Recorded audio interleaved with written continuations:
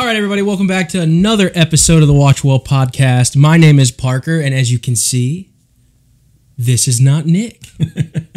No, Nick is not on this one. This, however, is my friend Jason Cork. Jason and I, we've been friends for... about 8 years. Huh? Yeah, 8 years. You're the pastor at Olmsted Church, and you just helped me learn how to spell it. It's not Homestead, it's Olmsted. North Olmsted. North Olmsted Church. Evangelical Friends Church. That's a mouthful, man. Yeah. NOEFC for short. Yeah, right. And, your wife, Melissa, we love her and your son and daughter. Daughter Sadie. Son Matthew. She's turning 17. That's right. Matthew is turning 12. So. That's right. Man, it's crazy. You when you walked in, when you first got here, you made the observation that Matthew was 4. Yeah, he was your son's age when we... Yeah, crazy. Nuts, man. Okay, so you're a worship pastor. Mm-hmm. What is your favorite worship song? Blessed be the name of the Lord. Okay. Or blessed be your name. Yeah. That's the title. Blessed be your name. Yeah. That one? Yeah. Matt Redman, 1997. Yep. I like 10,000 Hours. I like Reasons? That one. Yeah. There are 10,000 Reasons. Yeah. 10,000. Yeah. 10,000 Hours is actually a Justin Bieber song. Not to be confused. Would hate to confuse the two. Yeah. Okay. So, Jason, do you want to do the honors and introduce the movie? Sure. We're going to be talking about Mr. Holland's Opus, which is a 1995 film. It is a 1995 film. I'll go through all of the introduction-y stuff that Nick usually does here. If you just want to give us, this is just the copy and paste synopsis. I'm referring to my notes here. If you just want to give me your own little clip of the movie, like intro trailer kind of thing. Yeah, so I picked this movie because it's about a music teacher. So I went to school for music education and vocal performance. This movie came out when I was 20, when I was a junior in college. So I was right in the middle of student teaching and kind of looking forward to becoming a music teacher. So it was very inspiring at the time. So it's about a frustrated composer who basically has to go to his fallback option because his music career didn't work out. Right. And he becomes a music teacher. And it tells his story over 30 years. Yeah. So you get to see, I like to say it's kind of like a Forrest Gump kind of approach, which came out the year before. So it's you get to see him at various stages of his life. And what's kind of cool is because I've watched the movie over several years, I've been several of those stages. Okay. And so even this rewatch, it was kind of cool to watch because it's just a different perspective on the different things he faced. And I imagine it kind of hits you in your own little personal spot because of the music background that you have and all of that. Have you ever wanted to compose anything like that or to that degree? When I was going to school, I had 2 goals. I was either going to be Steve Green or a music teacher. Okay. And so when I graduated college, I actually went on a tour for a few months. Oh, wow. And I did 3 months of traveling in my car and kind of traveling different churches, and I wrote songs and did a couple of recordings. Okay. And then I said, okay, well, let me try the other avenue. Right. So I've always kind of been bivocational in regards. Yeah. But yeah, so I've done songwriting. And so then how did that lead? So how did that lead to worship pastor? So for the first 10 years after college, I had the traveling music ministry, but it was in the denomination that I was raised in. Okay. And when we left that church, I kind of did a reset. Okay. And lost and kind of closed the doors of the traveling music ministry and then switched to being a worship pastor. So that's what I've done on and off for the last 15 years. That's cool. Okay. So real quick, we're just going to run through this. I'm doing this in honor of Nick because he loves budgets and he loves the grossing box office stuff, critics. And so this is a PG movie. I actually think that that's a pretty fair rating. I don't know that anybody that is like super young would, understand a lot of what's going on. It'd be rather boring. PG is a good rating. Released in 1995, which is what you mentioned, December 29th of 1995. The budget for the movie was $23 million estimated, and the gross in U.S. and Canada was over $82 million. But it only did 14,000 opening weekend is what I got from IMDb. Which is interesting because it's one of those movies that grow on you. Like it didn't do great, and then over time kind of came under the radar. But I mean, Richard Dreyfuss was nominated for an Academy Award, right? So that's super interesting. Yeah. So it'd be interesting to see worldwide opening weekend because I have it's grossing 106 million worldwide. And then, as usual, we have Rotten Tomatoes score 75% on the tomato meter, an 84% audience score with a 7.3 out of 10 on IMDb. So as far as the ratings, do you agree or disagree? Well, I mean, I think some of the criticisms of the movie is that it gets maybe a little bit cheesy or kind of melodramatic. There might be some of those elements. It's not. I don't think it's going to appeal to if you're looking for action. Right. It really is a personal story, and I think if you identify with music or teaching or performing arts in any way, then I think it's going to appeal to you. Yeah. Or being a teacher, it's kind of one of those. Yeah, and I would just preface that leadership is also being a teacher. So this is really applies to everyone. If you're in a leadership position, which is everyone, parents, if you have employees at work, there's various degrees of leadership. So I think it applies to everybody. Yeah, and I think the uniqueness of it is, part. and I heard this on a listening to something recently. Most teacher stories happen in like the course of a couple months or a year, right? But the fact that it tells over 30 years, I think, is really kind of a unique thing. Well, that's actually a good point that you bring that up because it's very much reminiscent. So there's two movies that came to mind, and I forget the name of the first one. But the second one is the Ron Clark story. You've seen that movie? Okay. Yeah. With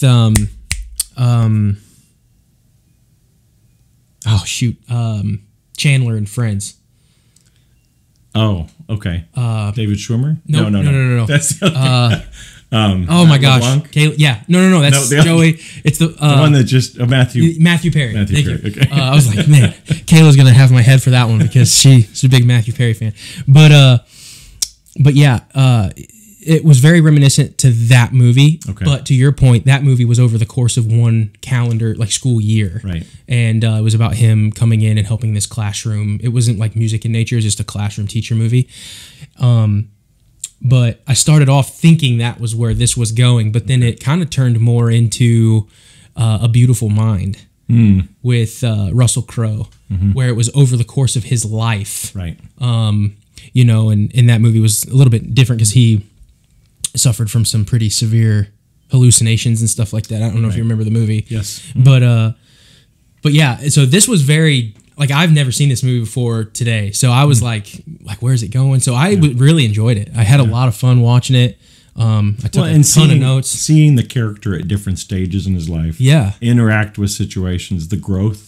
Right. That happens. So you jump in 15 years later. He's different. He's grown. He's reacting to things differently, and the acting in Richard Dreyfuss. Yeah, I would say that would be my only critique of the movie. Would be I wish they would have made the changes in time or like showing time elapsing a little bit more obvious. There was a couple of times where I was like, oh, okay, so he's like, it's... At the first part, it's a little tricky because it's like the first couple days of school, and then it's like the middle of the year. So the first part of the movie is actually the longest part. It is. Where the ending chapter is pretty quick. Right, I was like halfway through, and I was like, oh man, I'm only halfway through. And it's a pretty long movie. I mean, it's like 2 hours and 43 minutes. That's a long movie, so... But like at the very end, when you saw the mayor come in... the governor. The governor. The governor come in... And I didn't realize who she was until she had her clarinet. Oh, cool. Yeah. So yeah, I remember that. But it was, I wish they would have followed that a little bit better from someone like just coming in and watching it and not having seen it a whole bunch of times. You see it 2 or 3 times, it's really easy to catch. But so there's that. Cool. So let's just dig into the movie. Yeah. I want to start with some of your takeaways since you picked the movie. Yeah, I mean, I think, like I shared, it kind of tugs at the heartstrings, because when I saw it originally, when I was 20 years old, I was in that most optimistic, I'm going to change lives, and this is what I want to do, so I'm bawling. Every time I watch this movie, I cry. But then a little bit later in life, so at first you see it from the perspective of, look at the difference he made, right? But then when I got a little bit later in my life, I was like, but he gave up what he really wanted to do, right? And so that's kind of where I saw it. But now I see it as running the race well, right? So like that midpoint that you see him at, that 15-year mark, when he has his greatest temptation, to basically walk away from everything. That's kind of the age that I'm at now, or was that a few years ago. So I kind of have lived through that midlife crisis that all men go through, of that psychological, hey, do I keep going? It would be much easier. And many people do, right? Many people do buy the big car and leave all their responsibilities. So I thought that was very accurately portrayed. And then I kind of looking forward to that last stage of finishing well and leaving that legacy. That's kind of the stage I'm at in ministry right now. And as a Christ follower and someone that wants to finish well, we've seen so many examples of people not finishing well. Right. And their whole life's work is just, it just goes away because they did something stupid, and so that's what really was relatable. Yeah, or they didn't root it in something that will last. Right. You know what I mean? So. Oh yeah, so many biographies of musicians. It's like, what did they do? I mean, I recently watched the one with Whitney Houston, and it's like she spent a lot of money and she had this incredible voice. And what's her legacy? Some great performances. Well, I certainly want my legacy in my life to mean more than just that. Right. And I think that's the biggest learning thing that the biggest takeaway. Right. Sorry, I'm trying to flip here because I forgot that I wanted to read this before we started. Now I remember. But it was kind of on my mind as I was watching the movie here. So Romans 5, 1 through 11 says, "Therefore, since we've been justified by faith, we have peace in God through our Lord Jesus Christ. Through him we have also obtained access by faith into this grace in which we stand, and we rejoice in hope of the glory of God. Not only that, but we rejoice in our sufferings, knowing that suffering produces endurance, and endurance produces character. Character produces hope, and hope does not put us to shame, because God's love has been poured into our hearts through the Holy Spirit who has been given to us. For while we were still weak, at the right time Christ died for the ungodly.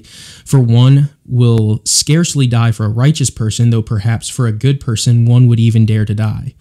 But God shows his love for us in that while we were still sinners, Christ died for us. Since therefore we have now been justified by his blood, much more shall we be saved by him from the wrath of God. For while we were enemies, we were reconciled to God by the death of his Son. Much more, now that we are reconciled, shall we be saved by his life. More than that, we also rejoice in God through our Lord Jesus Christ, through whom we have now received reconciliation." So I just kind of wanted that in the back of our minds as we kind of talked about this movie, because there was a lot of suffering and a lot of endurance. Oh my gosh, he hated it at first, right? Like that's what he says to his wife. He says, "I hate teaching, Iris. I hate it." And she says, "You can still quit." Right. And in my notes, so like the way I do my notes is I write little like chapter titles, like I'm reading a book, right? Yeah. And I wrote "Undesired Place," and then I'm going to pull this up real quick.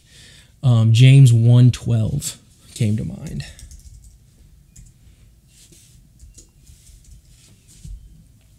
"Blessed is the man who remains steadfast under trial, for when he has stood the test, he will receive the crown of life which God has promised to those who love him." So, in spite of our trials and tribulations, the true test of faith is to remain faithful. He didn't give up. And he didn't give up. And honestly, the case can be made that he was really a jerk for most of the movie. He was. He was selfish, right? Like he didn't understand the struggles with his family. He poured himself into his career more than his work. So he was very flawed. Yeah. But by the end, you see a different person. So I took away a big change. So, and real quick before we get ahead of ourselves, because this was a fun movie, the main characters here are Glenn Holland and his wife, Iris Holland. Bill Meister is the football coach. Principal Jacobs, and then Vice Principal Walters was William H. Macy's character. One of his first roles. He did great. He plays that like pharisaical assistant principal so He's well. He's got a religious spirit on him. Yeah, he does. It was so good. Yeah. But yeah, so that undesired place, he finds himself. And I think a lot of people, this is why it's such a good movie, is because it follows life challenges and ebbs and flows so very well, which is why it's so relatable. But that undesired place, I'm meant for more, right? That feeling, even more so for us men, it's like, am I able to overcome and make it?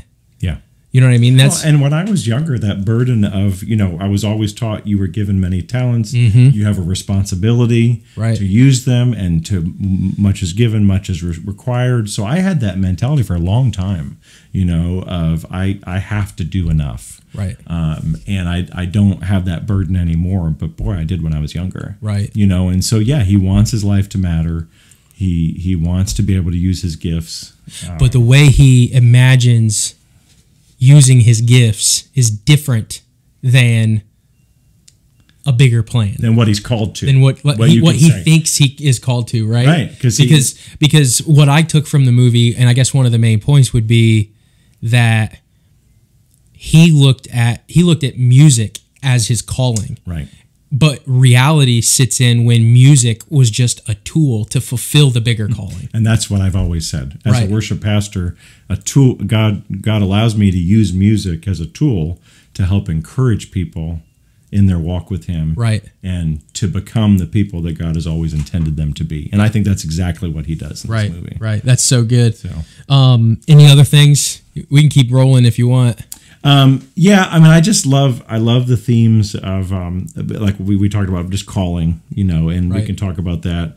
I saw a little bit of an analogy of, we could talk about the worship wars, contemporary versus traditional, and kind of that scene with Vice Principal who you're teaching them rock and roll. Yeah, it's of the devil. But that's the moment that he starts to really connect with the students, Right. So I love that concept, and then just that whole temptation, fleeing sin, like that's a huge chapter. It's huge. And I think the whole chapter is not just about one specific sin. I think it's an analogy for just rejecting where you're placed to be, your responsibilities. It can be any number of sins. What scene in the movie are you That's the Rowena chapter, where he basically has the moment when he wishes he went off to New York to be with the girl. Yeah. And so he's really tempted, to either run off to New York with her, and you don't know in that scene if he's going to go or not. And some people think that's a really controversial scene, but the struggle was real, because he was having a lot of struggle at home at that point. Right. And he was frustrated and tired and worn out, and that's when we're very vulnerable. And so I have this here. So just for the audience, if you're listening to this, I've never actually read this book, but I found a video as like a short synopsis. And the book is it's by, I think his name's Richard Green, but it's the laws of seduction. And I thought it interesting as I was watching this movie, because this specific video on this book talks about different archetypes of seductive archetypes, and this fits so well. So this archetype feeds off of someone who is experiencing daily life as harsh, and this person is constantly seeking escape from it in fantasies and dreams. And this archetype's called the star, and the star feeds on this type of person. And that's exactly what was presented to Mr. Holland, was this attractive younger lady, big dreams, big goals, amazing voice, success is in her future. And he is dealing with everything at home that is the responsibilities of having a deaf child, and not like that was the most gut-wrenching part for me, was his life is music and his son can't hear it. And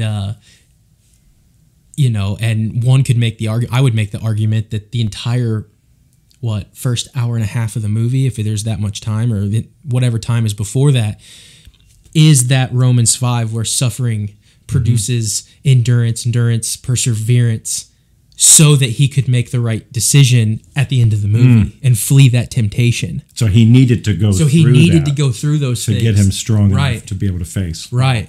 So yeah, if that situation, if you're putting into a context in a faith perspective, God had a plan. He did, for him having a deaf child, and he knew it was going to be that would shape his character, and even more so that music is not the end goal. Of music is not the Messiah. Music is not what you put your faith in. And in this movie, it's music, but Like for me, it was baseball. You know, for many people in, you know, our American culture is sports. Right. It's you know, these things that become our identities. And well, and think about the end of the movie when that's taken away from him. Right. You know, and I think all the time, you know, my role as a worship pastor, I have to be a steward of it while I can. Right. But there's going to be a day when I don't lead worship anymore. Right.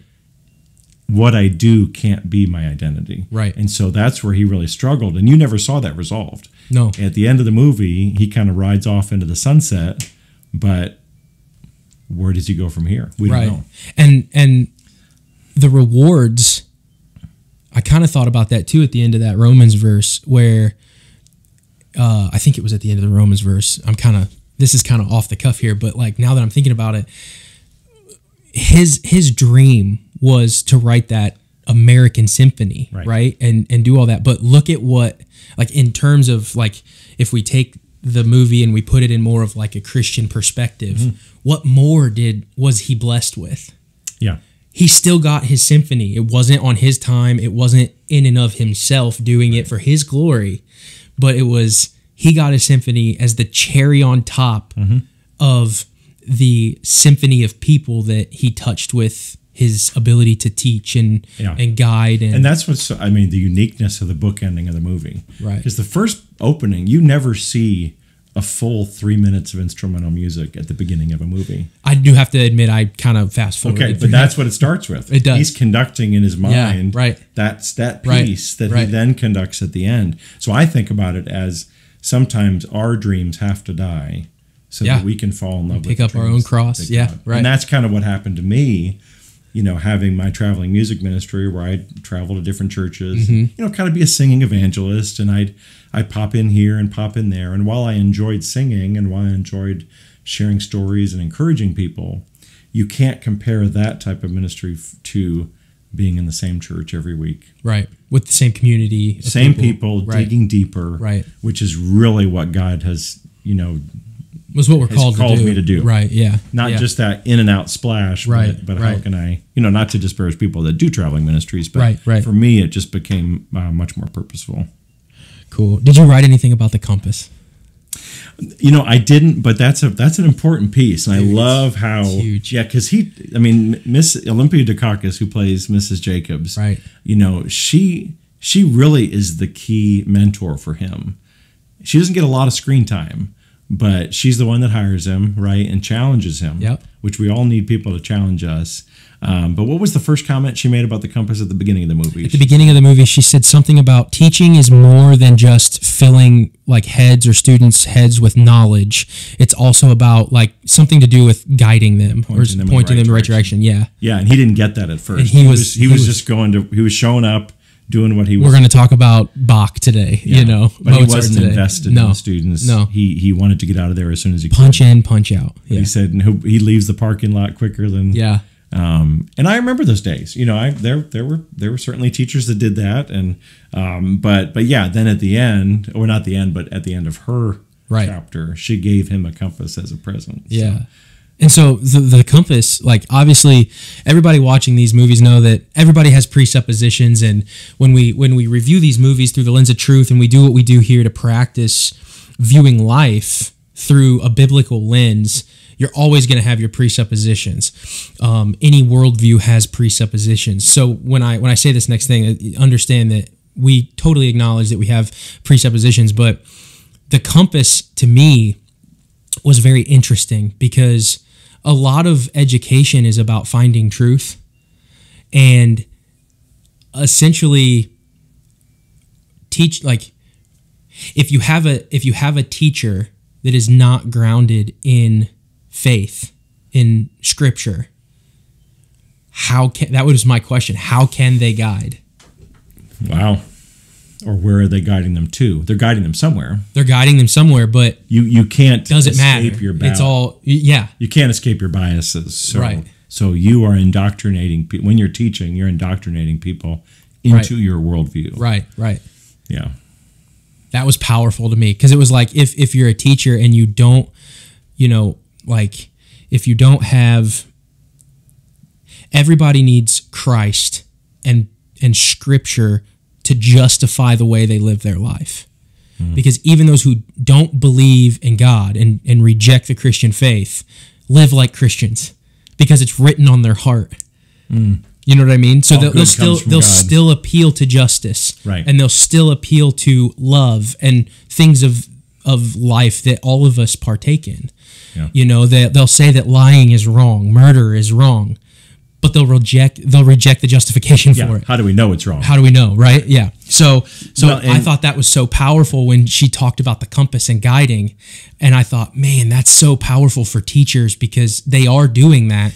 The question is, how do they know what they're guiding their students to is true and has a basis of justification for how they should live their life and form their worldview? Well, and not only that, but the responsibility of a teacher. Like right. when I was, and that's what the scripture says, right? Like teachers and pastors are held to a higher standard. Right. And so when I was a teacher, and I taught for 6 years. So I taught middle school my first year in Boca Raton, Florida. And then I taught for 5 years, 2 years full-time, 3 years part-time at a high school. So I taught choir and, so I did this. And actually last summer we were down in Florida and I had my Mr. Hollands moment. Okay. I actually got together with some of my former students. Nice. 20 years later. That's awesome. And what was cool about it was not like, I mean, sure, I caught up and found out what they were doing, but hearing how my teaching impacted them and what they took from it, that was powerful. Right. You know, because it was seeds that were planted years and years ago. Yeah. And it wasn't even just like musical concepts I taught them. Right. It was, everything else about. Right. So I look back at the time and I go, I can't believe, God, how you used me in that time. Right. Even when I didn't have a clue what I was doing, but somehow, and I think that's the encouragement for all of us, that if you're just obedient to serve where you're called to serve, the Holy Spirit will fill in the gaps. Right. So yeah, but every Christian is going to suffer from imposter syndrome because we all are. Yeah. Like, I mean, he didn't know how to teach. Right. The whole first part of the movie. Yeah. He's conducting. He's like, oh, that's good, Yeah, he's just the data center, just transferring data.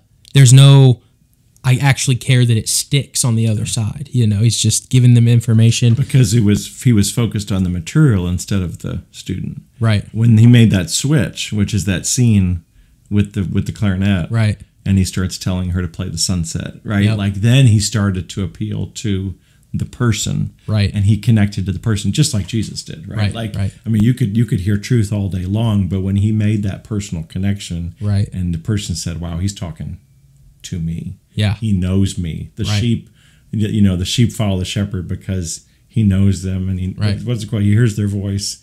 Yeah, I know where you're at. That's powerful. Yeah, and that makes the lesson so much more effective. Yeah. For sure. And then let's see, I'm trying to follow my notes here. So then something big happens and he has a new purpose. And this new purpose was like an oh crap moment, wife, he comes in, he's got all this other stuff on his mind and wife drops it on him. All of us guys that have been there. Mm-hmm. I'm pregnant. Yeah, because he thought he was only going to teach for a couple of years. Yeah. And they don't really go into any explanation as to why that was only a couple years or what their end goal was, but everything changes. Well, wasn't it because he was going to teach and then she was going to do the photography thing, right? And then they were going to make enough money, and then he was going to be able to quit after she got her photography. Back to being performed, yeah, right? I think it was something like that. Yeah, and then, but he has this baby, and then that's when you really started to see the shift between I'm just here to check a box and tell them what I know, as opposed to I'm here to get them to know what I know and help them grow as well. Mm-hmm. That was the big difference, because he's like, I like, this is big. Like, it's not about me anymore. Mm-hmm. So you saw this shift of going from this prideful, I hate where I am, throwing tantrums like a child, to, well, it's not about me anymore. This has to work. We have to buy a house, so I have to take care. So he does make a huge shift in, taking care of his family, right, putting their needs before his own. And even though he was still wrestling with being resentful, I think that instinct that we all have, right? To take care of our families, to be the hunter-gatherer, to sacrifice for our family. Yeah, and that's probably the first moral shift that we see in his life. Right. And I mean, being the dad of 2 kids, I mean, I can tell you that, I mean, I think the most effective way that God teaches us character is by giving us kids. Yeah. Because there's a lot of suffering in that. No, I'm just kidding. Kind of. I'm going to read this because I think it's really good. We're talking about fathers and we're talking about parents. So another big thing, this happens a little bit later in the movie, but the quote of sorry, I got to gather my thoughts here. So they find out that their son is deaf. Mm-hmm. He's only got 10% of his hearing, 10% of his hearing. And they go to the school that teaches American Sign Language. Right. And the headmaster or principal or of that school made a comment. And the quote was something like, you as the parents are the most important teachers he will ever have. And then right after that, you see Mr. Holland still struggling with the fact that he has a deaf son, and he's still throwing some of these tantrums, and he's trying. You see the imbalance in his life. And so I want to read this. So this is actually a book. It's called The Warrior Poet Way. Came out a few months ago, and I was watching this in real time, and at the same time I was recalling this. So this is a little bit. It's not a lot. So just bear with me here. But it says, the unbalanced man. Imagine a man who works very hard at his job and comes home exhausted. His wife, who also works hard, has a running list of daily honeydew items that needs his attention. He keeps putting these things off until he can find a little more time and energy. The grass needs to be cut, the power bill is overdue, the dog needs to go to the vet, and a tire on one of the cars is leaking. When this man comes through the door from a long day of work, he wants nothing more than to fall into his favorite chair for some much-needed peace and quiet. But there's a pile of his laundry there that needs to be folded and put away. In the other room, he hears the kids fighting. And in the next moment, one is crying hysterically. His wife calls from another room, reminding him that they are going to dinner tonight with the neighbors. Rest will have to remain out of reach for a while longer. How long? Who knows? This is life for most men. The average man moves from one scene of life to the next, constantly burdened by what must be done. He is aware of the obligations that need to be filled, the tasks that haven't been completed, the people who require his attention. Almost every day brings with it a new set of issues that threaten to overwhelm him. This man always has something to do, someone to please, some problem to occupy his mind. There's always more work than time available, more needs from his family than he can afford, and more causes that require his energy. For a while, a man can handle these demands if he's strong and disciplined, but eventually the pressure becomes unbearable. After enough time, the man will either snap or he will simply shut down, allowing burnout to run its course. He will become a shell of a man, a ghost in his own life, moving from one moment to the next like a robot. If he's lucky, he will muster just enough energy to get above the line, then dive immediately back into responsibilities, resetting the vicious cycle. You can imagine similarly a wife who's juggling a career and trying to be the glue that holds the family together. She shoulders the lion's share of childcare, does her best to keep a tidy home and put food on the table. Even harder, imagine a single mother doing the same. Life's difficult with all the things that require a person's heart, strength, and mind, but it's even harder when you have to do it on your own. Neither of these scenarios for the man or woman can be sustained for long. We need balance, and we all struggle to create it. And I was hearing that in my head as I was watching the scene where the kid can't communicate. Connor can't communicate. Cole can't communicate, and Mr. Holland's trying to write and play the piano. Mom's trying to feed him and like trying to figure it all out, and everything just boils and explodes. Yeah. And then the mom is just, I just want to communicate to my kid. I just want to talk to my kid. And then you really saw it on, I think Richard Dreyfuss did an amazing job in that scene where it hit, like reality hit him. And I took that as like, I am being selfish. And this is like, what torment am I putting my wife and my child through? And I think it was even later in the movie till he fully understood it about prioritizing wife, job, kids, fatherhood, those things. Well, and did you catch that the first advice they got about their son was not good advice? It was awful advice, and it was from the doctor. Because it was early on. It was early on. They didn't understand Right. how to deal with deaf kids back then. And so I thought it was a really good way that they did that. But for some reason, he believed the first person. Yeah. Because it was almost a dismissive, like, we just have to deal with this. Yeah, well, it's also the sense of authority. And I think that our Western culture believes So he the degree. believed the male doctor versus the female. I was saying, I don't know if it was a male or female thing in my mind. I think it was just that's what the doctor said. Okay. And so that's what we're going where with. the teacher, maybe this program is a little bit more experimental Right, or new, right. Where they really were lifting the kids up, helping them reach their potential versus pushing them down. Right. Which...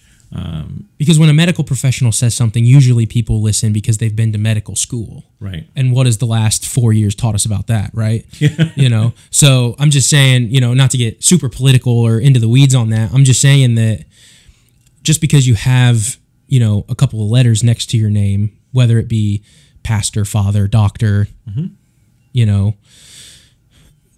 people can be wrong. Well, and how about this? I've been married 20 years, and Melissa and I have a written rule that if one doesn't feel right about something, you default. You need to speak up. Right. And you stop. Right. And we can look back on our 20 years, and when one of us does not speak up is where we go off the rails. Right. And when we look back at it and they go, oh, you know what? I had this sinking feeling. So in that moment, he really had to trust his wife. And you're right. There are moments we're kind of thick-headed sometimes, right? We just don't get it. And then all of a sudden something clicks. Right. And we're like, oh, we get it now. Yeah. And so finally he got it. But it took him a long time to buy in. Yeah, I think he kind of saw it, but then again, he just kind of shoved it down. Yeah, he didn't learn the sign language like his wife. Yeah, he didn't. And it was still about him just trying to survive. Yeah. Because he was so depressed that he wasn't living out the life that he envisioned for himself. And that's why that moment when he sings the song, so now he got that balance of teaching and family, and all of a sudden it worked together. It did. That was powerful. It was that was a very good scene because at the very end he's saying like, beautiful boy, beautiful Cole. Yeah, he said his son's name. So good. And he did the lights and I loved that it was kind of bad.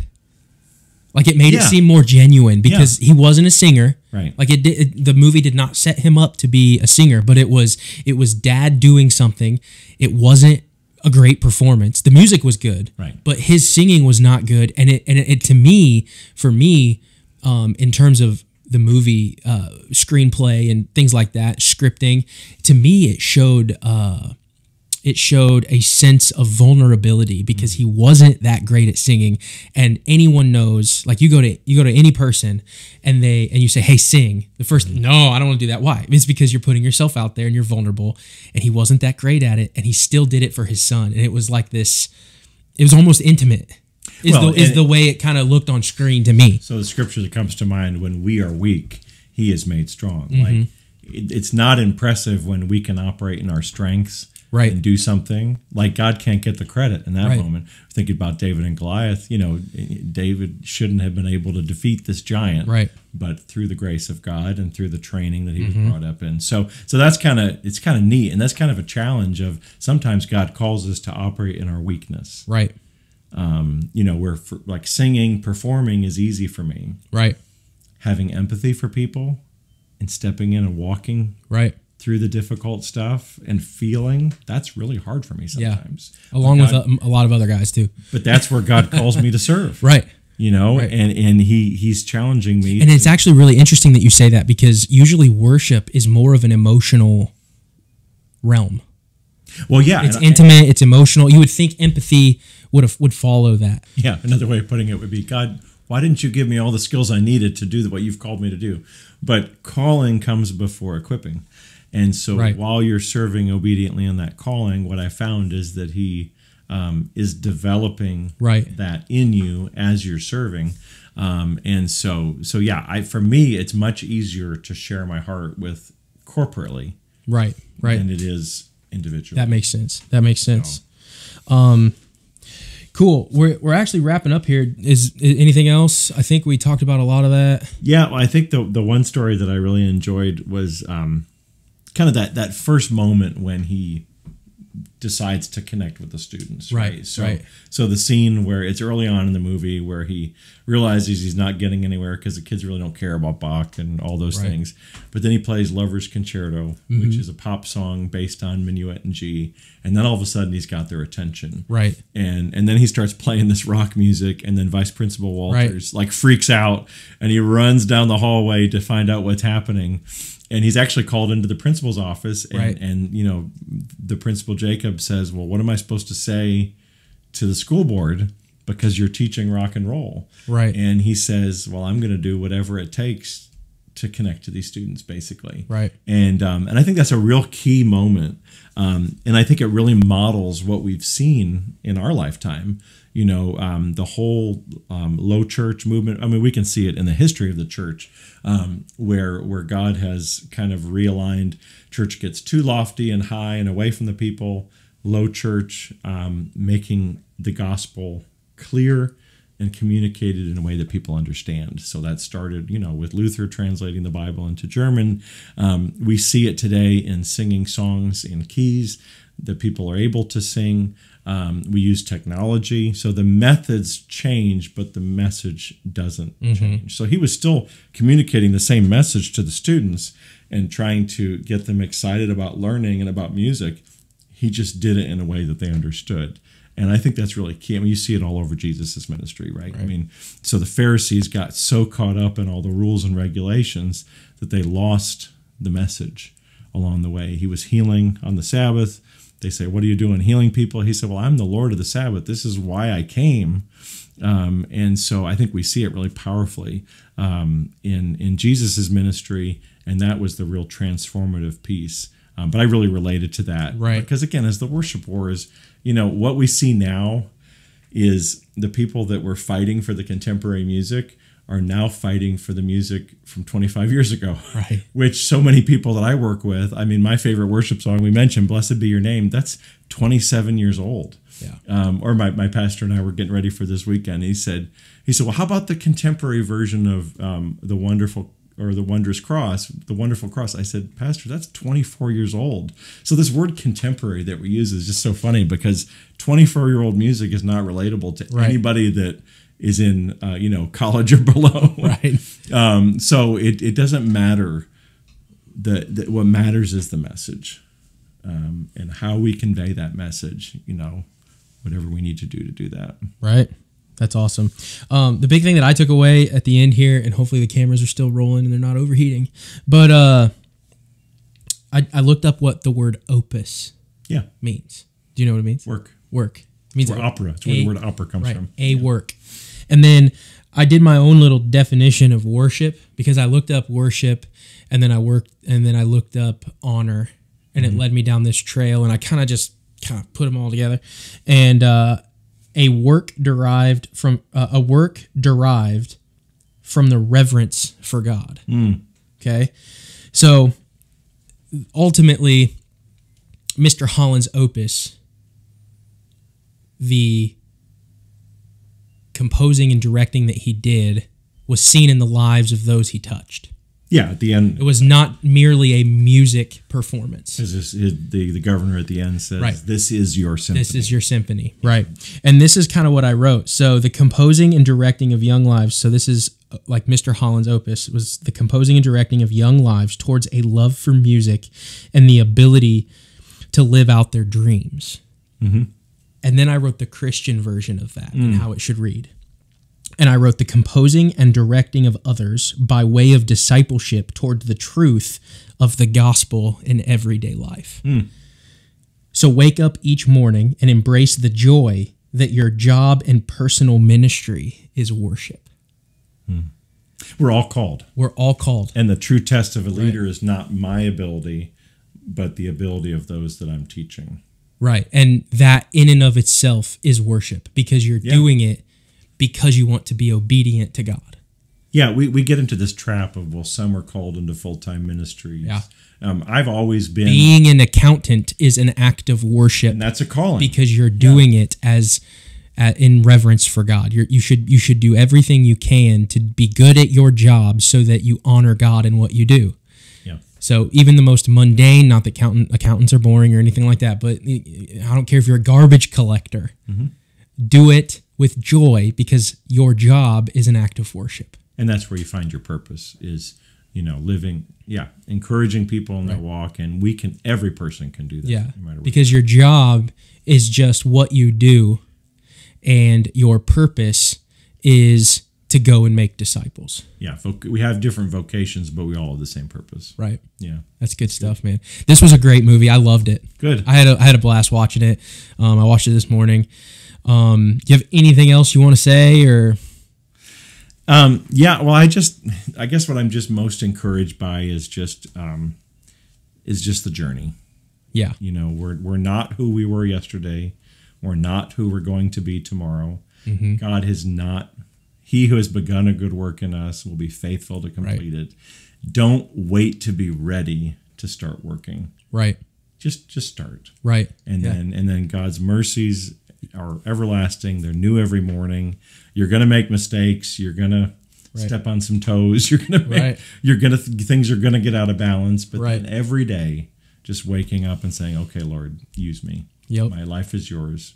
Offer your bodies as Romans 12, my favorite chapter, says, as living sacrifices, mm-hmm. holy and pleasing to God." Mm-hmm. That's your true spiritual act of worship. Mm-hmm. And if we can all do that, then I believe that He will guide us and direct us and put the right people in our path, guide our conversations. Right. We don't have to be perfect or eloquent. Right. We just have to be faithful. Right. And you should have a hunger for the Lord. You should have a hunger to get to know Him, a hunger to know the revelation that He gave us in Scripture.